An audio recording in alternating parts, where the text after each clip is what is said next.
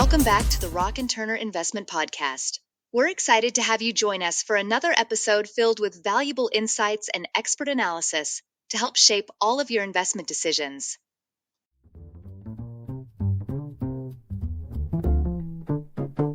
Have you ever wondered why some companies seem to command absolutely astronomical valuations while others, seemingly just as solid, trade at bargain basement prices? It's all about the quirky, often irrational ways our brains process time and money. While traditional finance models rely on neat, orderly exponential discounting, where every future period gets discounted at the same steady rate, the reality of human psychology is far messier and infinitely more interesting. Hyperbolic discounting is a fascinating concept, borrowed from behavioral economics, which helps us better understand how investors think and why equities are priced as they are. Economics has long been dubbed the imperfect science, for good reason. Human psychology doesn't follow mathematical formulas, and our pricing models need to account for these beautifully irrational behavioral quirks. Consider this scenario. I owe you $10,000 and offer you a deal. Instead of paying you back today, how about I give you $11,000 a year from now? Your gut reaction is almost certainly a firm, no way. You want your money now. You want instant gratification. You've already planned how you'll spend that money, and it simply can't wait. Now imagine you have a savings account that can either pay out $10,000 1 year from now or $11,000 in 2 years. Suddenly, waiting for that extra $1,000 seems like a no-brainer. The math is identical, a 10% annualized return in both cases, yet your willingness to wait changes dramatically based on proximity to the present moment. Immediate gratification is no longer a factor. It doesn't cloud your judgment and your decision becomes more rational. This isn't a flaw in your reasoning. It's a fundamental feature of human psychology. We systematically undervalue future rewards when immediate gratification is within our reach, but we become surprisingly rational when dealing with future-only scenarios. It's the same phenomenon that makes you promise to start that diet tomorrow while reaching for another slice of cake today. Our modern world has turned this psychological quirk into a business model. Ever notice how online retailers charge premium prices for next-day delivery? Or how people line up to pay top dollar for the latest iPhone on release day, knowing full well the price will plummet in 6 months? We're literally paying extra to pull gratification forward in time, and companies have figured out how to monetize our impatience. As Charlie Munger wisely observed, investing requires a lot of delayed gratification. This simple statement captures the essence of why most people struggle with long-term wealth building. We're wired to want results now, even when waiting would serve us far better. Our trade-off between today and tomorrow is not the same, and we value them differently. This impatience epidemic extends far beyond consumer goods. If people were purely logical, wouldn't they budget carefully, live modestly, and secure a comfortable tomorrow? Yet in reality, many drive expensive cars, wear designer clothes and fancy jewelry, all while burdened with ugly debts and barely any savings. We buy things we don't need with money we often don't have to impress people we don't even know. It's not stupidity, it's human nature in all its gloriously inconsistent beauty. This is where hyperbolic discounting is most valuable. Not as a new valuation methodology, but as a lens for understanding the investor's relationship with value. When you recognize that most market participants are trapped by their need for instant gratification, you begin to see opportunities everywhere. When a company tells a good story about its future prospects, people buy into that narrative. There's insufficient attention paid to long-term risk and competitive threats, so distant future cash flows are under-discounted and overvalued. This leads to what Alan Greenspan referred to as over-exuberance, where stock prices become too inflated, as can be seen in the premium on the long tail of the hyperbolic discounting curve. Worse still, most investors ignore the long-term reality as they are obsessed with the short term. Their focus is on the next quarterly earnings report.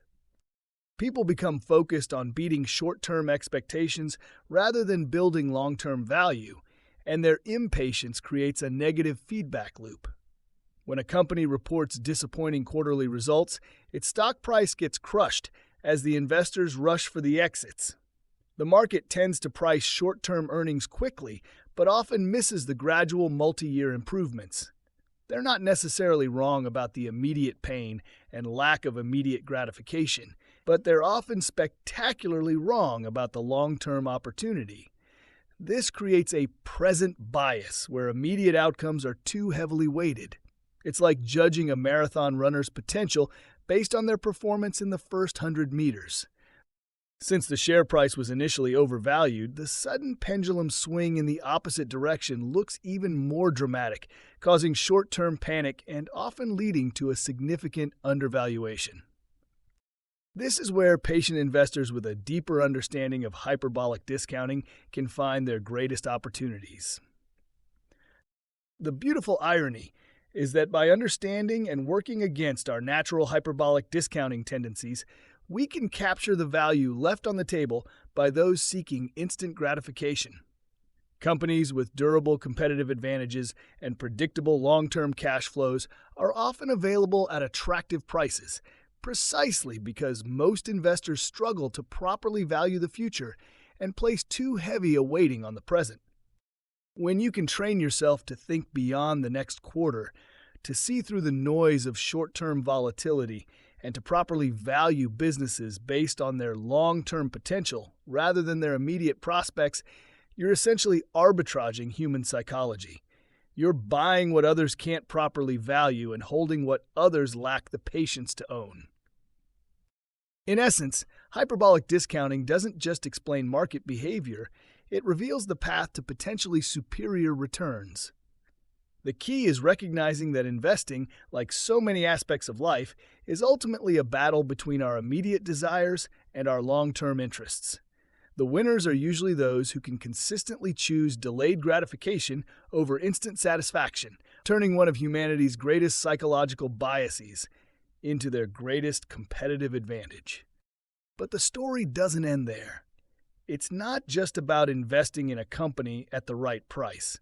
The real plot twist comes when you realize you're not just buying shares in a business, you're climbing into bed with a cast of characters who might have wildly different ideas about where this relationship should go. When we analyze potential investments, we dive deep into all the usual suspects. We scrutinize the market dynamics, dissect customer loyalty, examine supplier relationships, and evaluate management quality. Some of us even peek behind the curtain to gauge employee sentiment. But there's one critical group of stakeholders that most investors completely overlook: the other shareholders. Who are they? What are their objectives? Are they helping or hindering the business? Are they exerting undue influence on management? Why has the company attracted this type of investor? Are the interests of these people aligned with yours? These questions matter far more than most investors realize because the answers can make or break your investment returns. Sometimes, two investors analyzing the same company will see it completely differently. This could be because one is looking at it through a microscope while the other is using a telescope. The investor with the microscope zooms in on spreadsheets, hunts for hidden value in the numbers, searches for any statistical anomaly that screams bargain.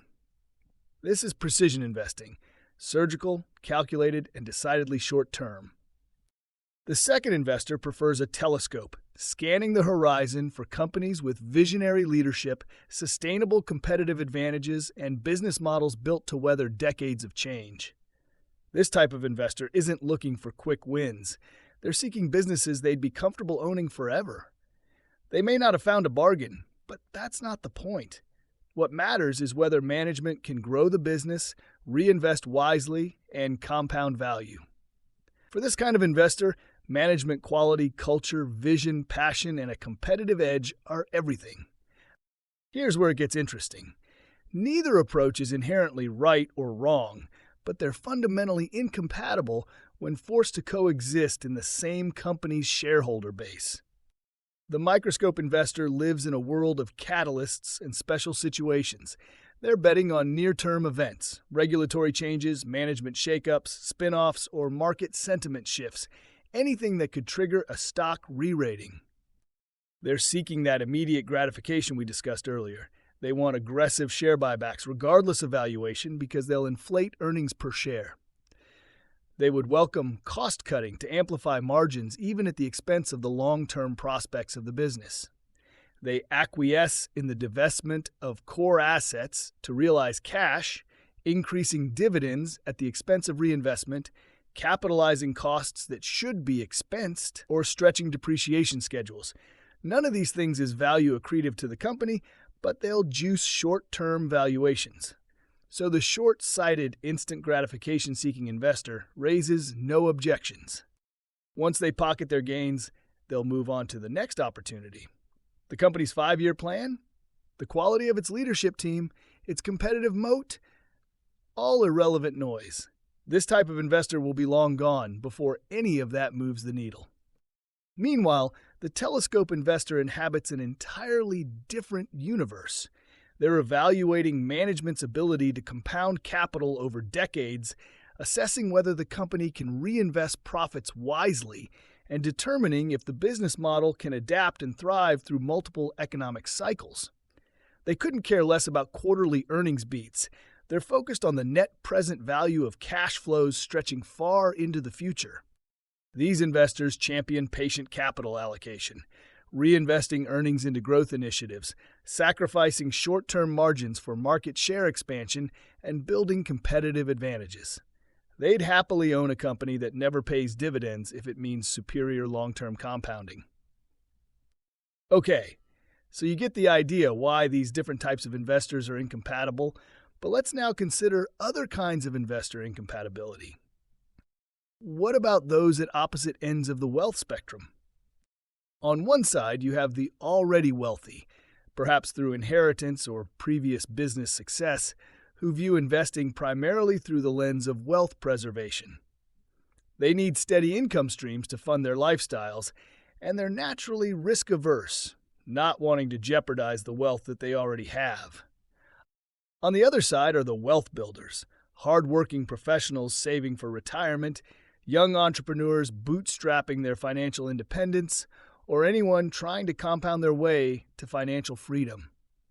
These investors don't need income from their investments. They have day jobs for that.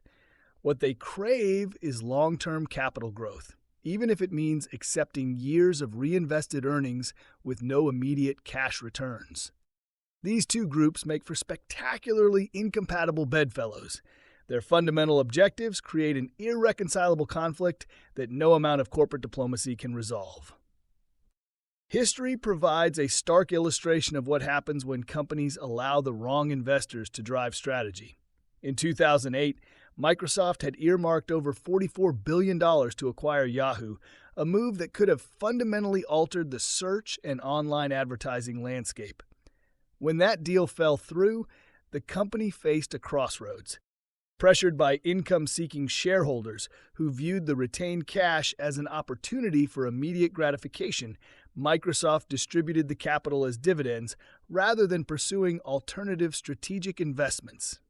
Shareholders with a short-term mindset pocketed their windfall checks, but Microsoft found itself increasingly marginalized in the search and online advertising markets, where Google subsequently established an unassailable dominance. Ironically, many of the shareholders who pushed for the dividend payment soon exited their investment in Microsoft. Their mission was accomplished. They were moving on to the next windfall opportunity. Microsoft had allowed itself to be influenced by the wrong type of investor, and the opportunity cost was enormous. They prioritized appeasing transient shareholders over building long-term competitive advantages. Charlie Munger captured this dynamic perfectly when he observed that companies get the shareholders they deserve. It's not random chance that certain types of investors gravitate toward specific companies. It's the natural result of corporate actions and communications, creating a magnetic field that attracts like-minded investors while repelling others. Companies like Amazon and Berkshire Hathaway, which famously don't pay dividends and instead focus relentlessly on reinvestment and capital appreciation, naturally attract growth-oriented long-term investors. Their shareholder bases are filled with people who understand and embrace delayed gratification in pursuit of superior compounding. Contrast this with family-controlled businesses or utilities that prioritize steady dividend payments. These companies become magnets for income-focused investors who value predictability over growth potential. The result? A shareholder base that's inherently conservative, risk-averse, and likely to resist bold growth initiatives that might temporarily reduce distributions. The lesson here is profound. Companies should be absolutely fanatical about attracting the right kind of capital. They shouldn't roll out the red carpet for hot money, day traders, or opportunistic investors looking for quick profits. Instead, they should cultivate shareholders who think in decades, not quarters. Investors who understand that building lasting value requires patience, reinvestment, and sometimes sacrificing short-term returns for long-term competitive positioning. It's about filling the bus with passengers intent on reaching the same destination rather than picking up hitchhikers who will demand detours, complain about the route, and jump out at the first rest stop. When shareholders and management are genuinely aligned on the journey ahead, magic can happen. When they're pulling in different directions, even the most promising companies can find themselves stuck in neutral. So here's the question that should fundamentally change how you evaluate potential investments. Ask yourself what kind of investor a company is attracting. You need to understand who you're getting into bed with when you buy shares in a company. The answers might be more important to your investment success than any other financial metric you could analyze. That's it for today. Plenty to think about. I hope it helps improve your investment returns.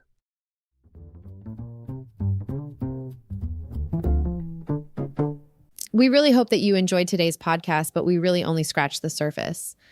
If you want to explore any of the themes discussed in more detail, see the show notes or visit us at rockandturner.substack.com.